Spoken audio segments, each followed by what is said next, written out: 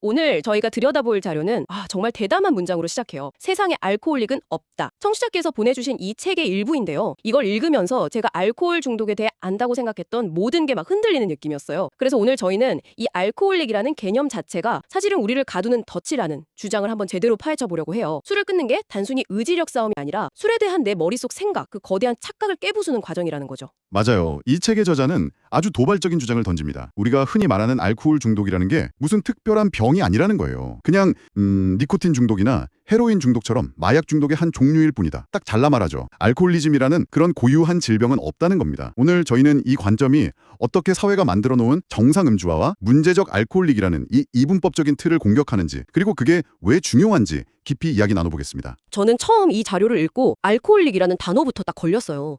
우리가 그냥 너무 흔하게 쓰는 말이잖아요. 그런데 저자는 이 단어 하나가 모든 문제의 시작이라고 하더라고요. 아니 그냥 상태를 설명하는 단어일 뿐인데 대체 왜 그렇게까지 생각하는 걸까요? 그게 바로 저자가 말하는 덫이 입구이기 때문이에요. 어떤 사람에게 알코올릭이라는 딱지가 붙는 순간 그 사람은 사회적으로 결함이 있는 사람, 치료 불가능한 환자라는 선고를 받는 것과 같아진다는 거죠. 한번 생각해보세요. 주변에 누가 담배를 끊겠다고 하면 다들 오, 잘 생각했다 하고 응원하잖아요. 그렇죠. 금연하는 사람 보고 너 무슨 문제 있니? 라고 묻진 않죠. 바로 그겁니다. 그런데 누가 나 이제 술 끊을 거야 라고 하면 분위기가 어때요? 다들 속으로 저 사람 술 때문에 크게 데였나 보다. 뭔가 심각한 문제가 있었나 보네 하고 짐작부터 하죠. 마치 술을 안 마시는 게 비정상인 것처럼요. 저자는 술이 세상에서 유일하게 끊으면 이상하게 취급받는 마약이라고 지적하는데요. 알코올릭이라는 단어가 바로 그런 사회적 낙인을 만들어내는 핵심 장치라는 겁니다. 그런 의미군요. 문제를 해결하려고 입을 여는 순간 오히려 문제야로 낙인 찍힐까봐 두려워서 다들 쉬쉬하게 만든다는 거네요. 정말 역설적인 상황이네요. 맞습니다. 그래서 사람들은 자신이 그 비정상 그룹에 속하게 될까봐 두려워서 문제를 인정하지 않으려 해요. 나는 저런 알코올릭들과는 달라. 나는 조절할 수 있어. 라고 스스로를 방어하게 되는 거죠. 이 프레임은 결국 술 끊는 걸 실패하면 그건 전적으로 개인의 의지가 약하거나 혹은 특별한 병 때문이라는 착각을 계속해서 강화시킵니다. 하지만 저자는 여기서 아주 중요한 사실을 꼬집어요. 사실은 대부분의 음주자가 자기 음주를 완벽하게 제어하지 못하고 있다는 거죠. 이건 소수의 알코올릭에게만 국한된 문제가 아니라는 겁니다. 바로 그 지점이 정말 흥미로웠어요. 그러니까 이 책의 핵심은 완전히 생각을 뒤집는 거예요. 술을 못 끊는 건 내 의지가 약해서도 아니고 내가 특별한 병에 걸려서도 아니라는 거죠. 문제는 딱 하나. 내가 술에 대해 완전히 가스라이팅 당해왔다는 겁니다. 술은 즐거움을 준다. 스트레스를 풀어준다는 이 믿음 자체가 거대한 착각이라는 거죠. 정확합니다. 그리고 그 주장에 엄청난 설득력을 더하는 게 바로 저자 자신의 경험이에요. 그냥 이론만 늘어놓는 게 아니죠. 이 사람 과거에 하루에 맥주를 16파인트나 마셨다고 고백하거든요. 16파인트면 거의 9리터? 9000cc 아닌가요? 그 정도면 거의 사람이 아니라 액체인데요. 그런 분이 쓴 책이라니 신뢰가 확 하네요. 그렇죠. 본인이 그 누구보다 술이 주는 즐거움을 잘 알았다고 말해요. 추운 날 마시는 따뜻한 브랜디에 위한 더운 날에 시원한 화이트 와인이 주는 상쾌함, 친구들과 맥주잔을 부딪히며 나누는 그 황홀한 순간들, 술 없는 인생은 지루하고 공허할 거라고 100% 확신했던 사람이죠. 그래서 술의 덫이라는 비유가 나오는 거군요. 본인이 그 덫에 얼마나 깊이 빠져 있었는지 누구보다 잘 아니까요. 네, 저자는 말합니다. 대부분의 음주자들은 자기가 덫에 갇혀 있다는 사실조차 모르거나 애써 외면한다고. 덫에서 빠져나오는 첫 번째 단계는 아주 간단해요. 바로 내가 덫에 갇혔구나 라는 사실을 인정하는 겁니다. 그런데 사회 전체가 그 덫을 아주 교묘하게 숨기고 심지어 매력적으로 보이게 포장하고 있다는 게 문제죠. 솔직히 저는 이 통제력에 대한 부분이 가장 납득하기 어려웠어요. 저도 가끔 이번 주는 술 좀 줄여야겠다 다짐하고 그걸 지키거든요. 그럼 저도 통제력이 없는 건가요? 저자는 이걸 완전히 다른 시각으로 보던데요. 아주 좋은 질문이에요. 많은 분들이 그렇게 생각하죠. 저자는 바로 그 지점을 파고듭니다. 주말에만 마시기, 특별한 날에만 마시기, 딱 3잔만 마시기 같은 규칙들 있잖아요. 저자는 이게 통제력이 있다는 증거가 아니라 정반대로 통제력이 없기 때문에 억지로 규칙을 만들어 자신을 통제하려는 필사적인 노력이라고 봐요. 필사적인 노력이라니 좀 충격적인 표현이네요. 책에서 아주 날카로운 질문을 하나 던져요. 만약 당신이 과음하지 않으려고 의식적으로 자신을 제어해야만 한다면 그건 사실 제어력이 없는 게 아닐까라고요. 생각해보세요. 우리가 땅콩 알레르기가 없는 사람한테 오늘은 땅콩 딱 3개만 드세요 라고 말하지 않잖아요.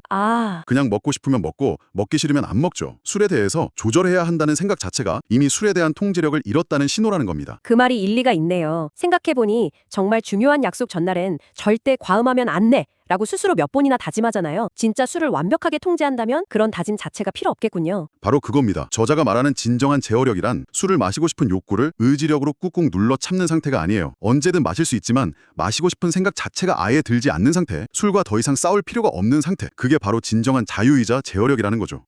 그렇다면 우리가 흔히 아는 금주 방법들은 완전히 잘못된 길로 가고 있었던 거네요. 술을 끊어야 하는 이유를 종이에 적어보세요 같은 의사들의 조언도 비판하던데요. 네, 그 방법의 근본적인 문제를 지적해요. 그런 접근은 금주를 희생으로 만들어버린다는 겁니다. 술을 마시면 건강을 잃고 돈을 잃고 관계를 잃는다는 부정적인 이유에 초점을 맞출수록 우리 뇌는 내가 이렇게 소중하고 즐거운 것을 포기해야 하는구나 라고 인식하게 된다는 거죠. 박탈감이 커질수록 갈망도 함께 커지는 건 당연한 심리입니다. 술을 끊어야 하는 이유는 사실 술 마시는 사람 본인이 누구보다 잘 알아요. 그걸 되새기는 건 오히려 고문일 뿐이라는 거죠. 그렇다면 이 모든 문제의 근원, 술을 끊지 못하게 막는 가장 큰 장애물은 대체 뭘까요? 저자가 말하는 건 딱 한 단어더라고요. 바로 두려움이요. 맞아요. 두려움. 저자는 이 두려움이 금주를 막는 유일한 장애물이라고까지 말합니다. 잠깐만요. 유일한 장애물이라고요? 그건 너무 단정적인 말 아닌가요? 당장 술을 끊었을 때 나타나는 신체적인 금단 증상이나 수십 년간 이어진 습관 같은 건 무시할 수 없는 문제일 텐데요. 좋은 지적입니다. 당연히 저자도 신체적 금단 증상을 무시하진 않아요. 하지만 그건 니코틴 금단 증상처럼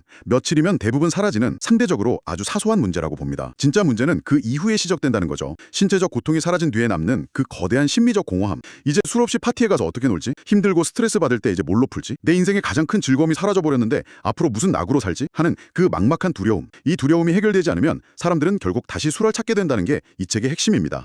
그러니까 신체적 의존보다 심리적 의존, 즉 그 두려움이 훨씬 더 강력하고 오래가는 적이라는 거군요. 정확합니다. 그 두려움의 뿌리를 더 깊이 파고 들어가 보면 결국 술이 나에게 무언가 진짜 긍정적인 것을 준다라는 아주 깊고 단단한 믿음이 자리 잡고 있어요. 술은 사회생활의 윤활유, 스트레스 해소제, 용기를 주는 마법의 물약, 즐거움을 위한 필수품이라는 거대한 환상이죠. 우리는 태어나서부터 미디어나 주변 사람들을 통해 이 환상을 계속해서 주입받아 왔고요. 그래서 저자가 제안하는 방법이 정말 독특하게 느껴졌어요. 의지력으로 참지 말라니, 심지어 책을 다 읽을 때까지는 그냥 평소처럼 술을 마시라고까지 하잖아요. 보통 금주책이랑은 정반대죠. 그게 바로 이 방법이 의지력 싸움이 아니라는 걸 보여주는 가장 상징적인 조언이에요. 억지로 참으면서 책을 읽으면 그 행위 자체가 금주를 희생으로 만들잖아요. 저자의 목표는 그게 아닙니다. 책을 읽는 과정은 우리가 술에 대해 갖고 있던 잘못된 믿음들을 하나씩 논리적으로 깨부수는 과정이에요. 술이 정말 스트레스를 풀어줄까? 아니, 사실은 숙취와 불안감으로 더 큰 스트레스를 만들지. 술이 사회생활에 도움이 될까? 아니, 술 취해서 한 실수 때문에 관계가 망가진 적이 더 많지. 이런 식으로요. 세뇌를 풀어주는 과정이군요. 맞아요. 일종의 역세뇌, 그러니까 디프로그래밍 과정인 셈이죠. 술이 주는 즐거움, 스트레스 해소 효과, 사회적 기능 같은 것들이 사실은 모두 환상이고 중독이 만들어낸 착각이라는 걸 이성적으로 완벽하게 이해하게 되면 어느 순간 내가 굳이 이걸 마실 이유가 없네? 하는 깨달음의 순간이 온다는 겁니다. 억지로 참된 게 아니라 마실 이유가 그냥 사라져버리는 거죠. 두려움의 근원이었던 그 환상이 깨지면 두려움도 함께 사라진다는 논리입니다. 오늘 이야기를 나눠보니 이건 단순히 술 끊는 방법에 대한 책이 아니라는 생각이 드네요. 거의 심리 게임 같아요. 술이라는 외부의 적과 싸우는 게 아니라 내 머릿속에 오랫동안 자리 잡은 술에 대한 생각과 싸우는 거니까요. 네, 정리하자면 사회가 만들어낸 알코올릭이라는 낙인, 그리고 술이 즐거움과 위안을 준다는 거대한 환상, 이 두 가지가 바로 사람들을 술에 덫에 평생 가두는 주범이라는 게 저자의 핵심 주장인 거죠. 진정한 자유는 마시고 싶은 걸 억지로 참는 금욕적인 상태가 아니라 애초에 마시고 싶은 욕망 자체가 없는 마음의 평화 상태라는 거고요. 그 마음의 평화라는 말이 참 와닿네요. 술 마실까 말까? 마시면 얼마나 마실까? 어제 너무 많이 마셨나? 이런 고민 자체에서 해방되는 거니까요. 그렇죠. 저자의 목표는 술을 끊음으로써 겪게 되는 잃는 것이 아니라 금주를 통해 얻게 되는 것에 철저히 초점을 맞추는 겁니다. 술 때문에 돈이나 시간을 낭비할 걱정 없이 사는 진정한 마음의 평화, 매일 아침 맑은 정신으로 상쾌하게 일어나는 기쁨, 그리고 무엇보다 내 삶을 온전히 내가 통제하고 있다는 강력한 자신감과 진짜 즐거움, 이렇게 박탈감이 아닌 득의 관점으로 전환될 때 비로소 우리는 그 지긋지긋한 술의 덫에서 완전히 그리고 즐겁게 빠져나올 수 있다는 겁니다. 오늘 분석은 여기까지입니다. 마지막으로 청취자 여러분께 생각해볼 거리를 하나 던져드리고 싶네요.